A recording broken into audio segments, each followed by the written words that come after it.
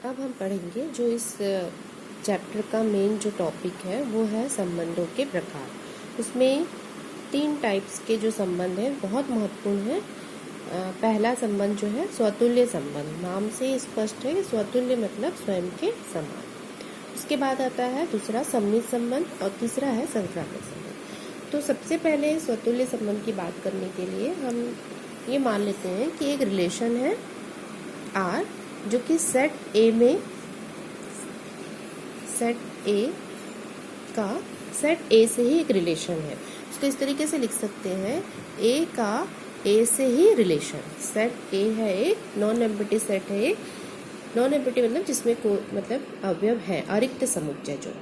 तो एक रिलेशन है जो कि ए से ए में ही है।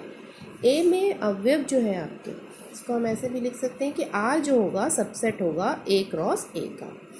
एक रिलेशन में आप ए क्रॉस ए भी लिख सकते हैं अगर आपको पता है कि ए में एलिमेंट क्या क्या है। 1 2 3 मान लो इतने अवयव हैं इसके, तो आप इसको ए क्रॉस ए में उसके एलिमेंट भी लिख सकते हैं कि ए क्रॉस ए में कौन कौन से एलिमेंट आएंगे। तो अब हम बात करते हैं स्वतुल्य संबंध की। स्वतुल्य संबंध मान एक रिलेशन है आर, इसमें ऐसे अवयव पाए जाए, इस रूप के अवयव पाए जाए, ए टाइप के अवयव, मतलब वो डबलेट्स ही पाए जाए। For all a belongs to a, प्रत्येक जो अवयव है ए में उस अवयव के उसी अवयव से संबंध हो। मतलब इसमें आर में ऐसे क्रमित युग्म हो, जैसे यहाँ पर आपके पास क्या दिख रहा है, 1 1 1 है, तो 1 का 1 के साथ ही संबंध आर में इस तरह से पाया जाए। उसके बाद 2 2 भी हो और 3 3 भी हो। तो इस रिलेशन, ये रिलेशन जैसे अपने को प्राप्त हुआ 1 1 2 2 और 3 3, तब भी हम इसको स्वतुल्य संबंध नहीं बोलेंगे।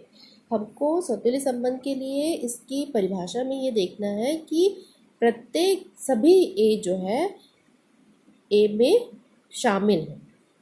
ऐसे ए के मतलब सेट ए के सभी अवयव के लिए ये रूल फॉलो होता है कि उसमें जो डबलेट्स पाया जाए, जो रिलेशन है उसमें 1 1 भी पाया जाए, 2 2 3 3 और जितने भी एलिमेंट्स हैं वो भी उसके भी डबलेट्स पाए जाए। जैसे यहाँ पर आपका 4 4 भी हो और 5 5 भी हो, तब हम बोलेंगे कि ये जो रिलेशन है ये जो है स्वतुल्य संबंध है। इसके अलावा एक मैं और लिखती हूँ, इससे और क्लियर हो जाएगा। एक रिलेशन है 1 1 2 2 3 3 4 4 5 5 1 3, इतने एलिमेंट्स हैं इसमें, तो ये भी एक स्वतुल्य संबंध होगा। 1 3 भी है इसमें, लेकिन हम ये देखेंगे कि ए के जितने भी अवयव हैं उन सभी के जो डबलेट्स हैं इसमें पाए गए हैं। 1 1 है, 2 2 है, 3 3 है, 4 4 है, 5 5 भी है। तो हम बोलेंगे कि रिलेशन जो है ये स्वतुल्य संबंध। जैसे जैसे प्रश्न करेंगे और क्लियर होगा ये।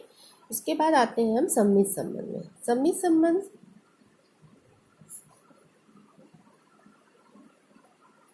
की परिभाषा के अनुसार अगर ए बी कोई एक रिलेशन है, उसमें ए बी अगर शामिल है, तो अगर उसका क्रम उल्टा करने के बाद जो क्रमित युग्म प्राप्त हो रहा है वो भी अगर रिलेशन में स्थित है, तब हम उस रिलेशन को क्या बोलेंगे, सम्मित संबंध।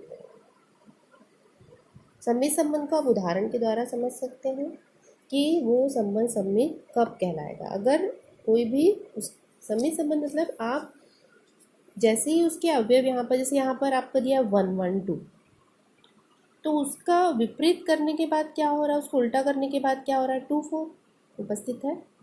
फिर 2 3 है, लेकिन जैसे ही 2 3 दिया है उसके बाद 3 2 है क्या, नहीं। एक एक एलिमेंट को आपको चेक करना है, तो ये सम्मित संबंध नहीं है। सम्मित संबंध मतलब जितने भी क्रमिक युग्म उसमें पाए जाए उसका उल्टा करने के बाद जो क्रमिक युग्म मिलता है वो भी उसमें उपस्थित होना चाहिए। जैसे यहाँ पर 1 2 है, उसके बाद आपको मिल रहा है 2 1, 2 1 मिल रहा है।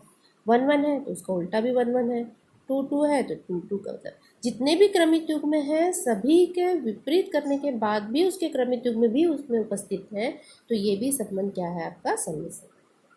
फिर अगला देखेंगे 1 3 है, 1 3 है तो 3 1 है, एक एक क्रमिक युग्म को चेक करना है आपको, तो है 1 1 है तो उसको देखने की ज़रूरत नहीं, 2 2 है, 1 4, 1 4 के बाद 4 1 तो नहीं है यहाँ पर, तो ये भी संबंध सममित संबंध नहीं।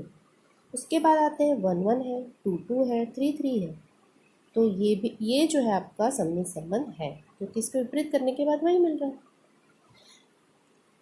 उसके बाद 3 1 है, 4 5 है, तो 3 1 का उल्टा है या 1 3, 4 5 है तो उसका भी उल्टा है आपका 5 4, तो ये भी संबंध एक सममित संबंध है। तो इसके प्रश्न करने पर आपको और क्लियर होंगे। इसके बाद अगला जो संबंध है हम इसको पढ़ेंगे